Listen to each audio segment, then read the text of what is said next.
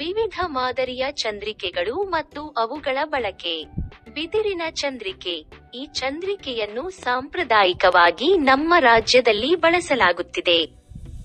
ಬಿದಿರು ಕಡ್ಡಿಗಳನ್ನು ಸೇರಿಸಿ ಹೆಣೆದ ಬಿದಿರಿನ ಚಾಪೆಯ ಮೇಲೆ ಬಿದಿರಿನಿಂದ ಮಾಡಿದ ಸುರುಳಿಯಾಕಾರದ ಪಟ್ಟಿಯನ್ನು ಈ ಚಂದ್ರಿಕೆಗಳು ಹೊಂದಿರುತ್ತವೆ.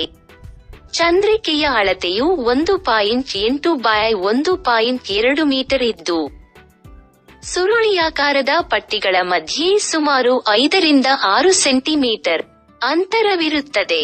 ಬಿದಿರಿನ ಚಾಪೆಯಲ್ಲಿರುವ ರಂಧ್ರಗಳಿಂದ ಗಾಳಿ ಸಂಚಾರಕ್ಕೆ ಅನುಕೂಲ ಇರುತ್ತದೆ. ಈ ರೀತಿಯ ಚಂದ್ರಿಕೆಗಳಲ್ಲಿ ಒಂದು ಚದರಡಿಗೆ 40 ರಿಂದ 60 ಹುಳುಗಳನ್ನು ಬಿಡಬಹುದು. ಗೂಡು ಕಟ್ಟುವ ಸಮಯದಲ್ಲಿ 2 ಚಂದ್ರಿಕೆಗಳನ್ನು 450 ಕೋನ ಬರುವಂತೆ ಜೋಡಿಸಿದಲ್ಲಿ ಕಳಪೆ ಗೂಡುಗಳ ಸಂಖ್ಯೆ ಕಡಿಮೆಯಾಗುತ್ತದೆ. ಪ್ಲಾಸ್ಟಿಕ್ ಚಂದ್ರಿಕೆ.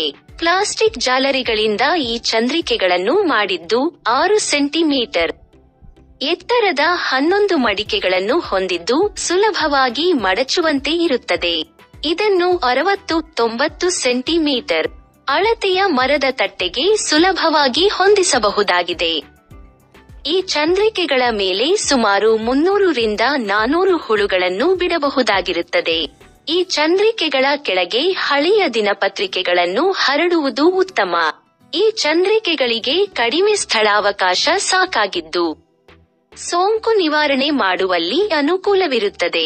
ಇದರಲ್ಲಿ ಸಮಾನವಾದ ಗೂಡುಗಳು ಕಟ್ಟುವುದರಿಂದ ಗೂಡುಗಳನ್ನು ಬಿಡಿಸುವಲ್ಲಿ ಸಹಾಯಕವಾಗುತ್ತದೆ. ವಿಶೇಷಾಗಿ ಮೈಸೂರು ದ್ವಿತಳಿ ಸಂಕರಣದ ಹುಳುಗಳು ಈ ಚಂದ್ರಿಕೆಯಲ್ಲಿ ಹೆಚ್ಚು ಮೂತ್ರ ಮಾಡುವ ಸಾಧ್ಯತೆ ಇರುತ್ತದೆ. ರೋಟರಿ ಚಂದ್ರಿಕೆ. ತಿರುಗುವ ಚಂದ್ರಿಕೆ. ಈ ಚಂದ್ರಿಕೆಗಳನ್ನು ಕಾರ್ಡ್ಬೋರ್ಡ್ ಅಥವಾ ದಪ್ಪನೆ ಕಾಗದದ ಪಟ್ಟಿಗಳಿಂದ 13 ಸಾಲುಗಳು 12 ವಿಭಾಗಗಳೊಂದಿಗೆ ಹೊಂದಿಸಿ ಒಟ್ಟಾರೆ 156 ಭಾಗಗಳಿರುವಂತೆ ರಚಿಸಲಾಗಿರುತ್ತದೆ. ಪ್ರತಿಯೊಂದು ಭಾಗವು 4.53 ಸೆಂಟಿಮೀಟರ ಅಳತೆಯದ್ದಾಗಿರುತ್ತದೆ. ಪ್ರತಿಯೊಂದು ಚಂದ್ರಿಕೆಯು 55 ಸೆಂಟಿಮೀಟರ್ ಉದ್ದ, 40 ಸೆಂಟಿಮೀಟರ್ ಅಗಲ ಮತ್ತು 3 ಸೆಂಟಿಮೀಟರ್ ಆಳ ಇರುತ್ತದೆ. ಈ ರೀತಿಯ 10 ಚಂದ್ರಿಕೆಗಳನ್ನು ಮರದಲ್ಲಿ ಮಾಡಿರುವ ತೆಳುವಾದ ಚೌಕಟ್ಟಿಗೆ 8 ಸೆಂಟಿಮೀಟರ್ ಅಂತರಕ್ಕೆ ಒಂದರಂತೆ ಅಳವಡಿಸಲ್ಪಟ್ಟಿರುತ್ತದೆ. ಈ ಚೌಕಟ್ಟು ತಿರುಗುವಂತಿದ್ದು ಛಾವಣಿಗೆ ತೂಗು ಬಿಡಬಹುದಾದ್ದರಿಂದ ಇದನ್ನು ರೋಟರಿ ಚಂದ್ರಿಕೆಗಳೆಂದು ಕರೆಯುತ್ತಾರೆ. ಈ ಚೌಕಟ್ಟನ್ನು ಉಪಯೋಗಿಸದೇ ಇದ್ದಾಗ ಮಡಿಚಿಡಬಹುದು. ರೋಟರಿ ಚಂದ್ರಿಕೆಗಳಲ್ಲಿ ಹುಳುಗಳನ್ನು ಬಿಡುವ ಮೊದಲು ಚಂದ್ರಿಕೆಯ ಕೆಳಗೆ ದಿನಪತ್ರಿಕೆಗಳನ್ನು ಹಾಸಬೇಕು.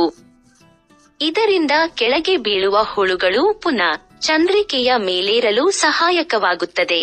20 ಸೆಂಟಿಮೀಟರ್ ಅಗಲ ಹಾಗೂ 13 ಸೆಂಟಿಮೀಟರ್ ಆಳದ ಮರದ ಪೆಟ್ಟಿಗೆಯಲ್ಲಿ ಸುಮಾರು 1200 ಹಣ್ಣಾದ ಹುಳುಗಳನ್ನು ಈ ಚಂದ್ರಿಕೆಯ ಮೇಲೆ ಬಿಡಬಹುದು. ಹರಡಿದ ದಿನಪತ್ರಿಕೆಗಳ ಮೇಲೆ ಈ ಚಂದ್ರಿಕೆಗಳನ್ನು ಇಟ್ಟು ಹುಳುಗಳನ್ನು ತೂಕ ಮಾಡಿ ಸಾವಕಾಶವಾಗಿ ಹರಡಲಾಗುತ್ತದೆ. ಹೀಗೆ ಮಾಡಿದಾಗ ಹುಳುಗಳು ಚಂದ್ರಿಕೆಯ ಪ್ರತಿ ಭಾಗಗಳಲ್ಲಿಯೂ ಸಾಕಷ್ಟು ಸ್ಥಳಾವಕಾಶದೊಂದಿಗೆ ಗೂಡು ಕಟ್ಟಲು ಸಹಾಯಕವಾಗುತ್ತದೆ.